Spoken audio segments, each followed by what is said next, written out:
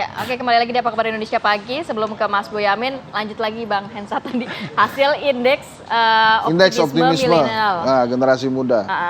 Jadi itu tuh indeksnya nggak positif tuh, jadi minus Minus berapa? 10,2. Sebelumnya? Sebelumnya masih positif di angka 20-an kalau saya nggak salah. Nah ini berbeda dengan indeks-indeks yang lain. Kalau isu pendidikan, kesehatan itu bagus-bagus tuh.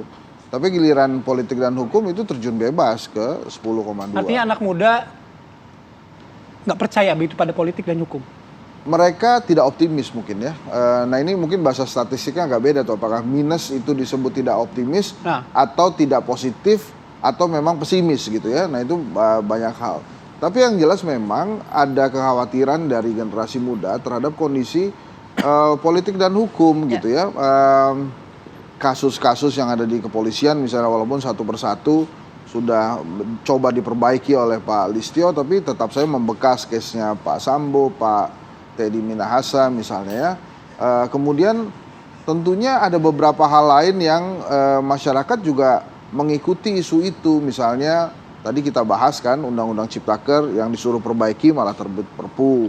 Terus kemudian ada beberapa hal yang hukum dan politik ini kemudian coba dicampur adukan, tapi yang menurut saya mengkhawatirkan itu adalah adanya atau dicoba isu-isu politik itu ditarik ke ranah hukum tanpa mengedepankan asas kepatutan gitu.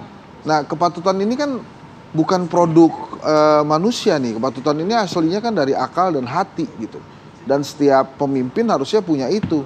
Ini patut atau tidak, bukan tentang pertanyaannya tuh nggak melulu tentang ini melanggar hukum atau tidak. Patut atau tidak. Tapi patut atau tidak dulu itu dipikirin gitu. Misalnya ya, sekarang nih lagi ada tiba-tiba ada uji judicial review lah ya untuk usia wakil presiden dari 40 ya Mas ya. Kemudian diturunin jadi 30. Nah ini kan secara tidak 18 tahun sekali? Nah iya makanya ini kan secara kasat mata dan gamblang sudah jelas ini untuk kepentingan siapa. Oke, kalau ditarik lagi ke kasus ini Mas. Oh ya kita tarik lagi kasus. Ke kasus ini tarik lagi. Nah kalau kasus ini transparansi itu menjadi penting supaya masyarakat kembali percaya pada penanganan hukum di Indonesia. Kan ini teori lagi nih, mohon maaf tadi bukan teori, tadi hasil survei. Nah teorinya itu kan kalau demokrasi bisa langgeng dilaksanakan di dalam sebuah negara kalau tiga hal ini tercapai. Yang pertama ekonomi yang merata, kedua hukum yang tidak tebang pilih, dan kedewasaan berpolitik. Nah hukum yang tidak tebang pilih ini yang menurut saya jangan melulu kemudian gampang sekali kemudian masyarakat mempersepsikan oh ini jangan-jangan ada politiknya nih gitu.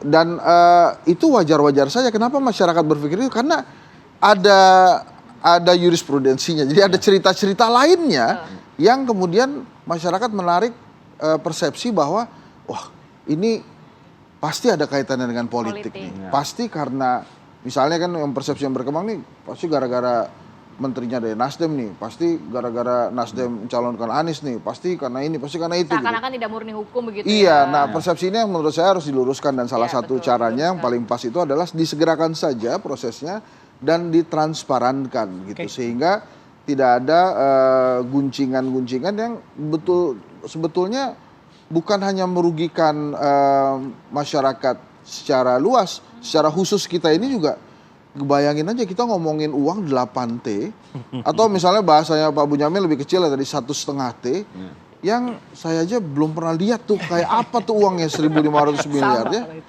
Banyak betul kan. Nah itu kan kita secara waktu juga menghabiskan waktu gak jelas gitu. Terus ngebayanginnya kok tega amat gitu ada begitu. Makanya harus ditransparansi. Soal transparansi ya tadi Bang Hen.